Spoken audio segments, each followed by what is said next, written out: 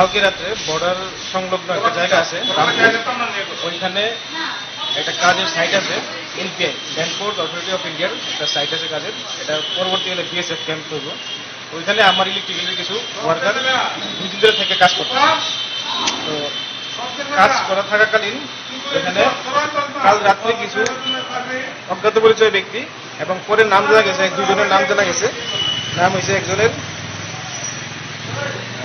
Kinkar Ghosh, sons of Narendra Chandra Ghosh, আরেকজন হচ্ছে গিয়া আশিস ঘোষ, সন্স অফ নরেন্দ্র চন্দ্র ঘোষ, এবং তার অজ্ঞাত পরিচয় তিনজন ব্যক্তি আসছে। তার উপর অ্যাটাক করছে, অ্যাটাক করে এই অবস্থা করছে। কি দিয়ে অ্যাটাক করছে? অ্যাটাক করছে আপনার শাবল, তারপর রড, কাঠ। আর একজনের সঙ্গে তারা দেখছে একটা পিস্তল আছে কোমরে গোছানো। তারা এমন কেন করছে? তারা এমন কেন করছে এখন তারা জিজ্ঞেস করছি।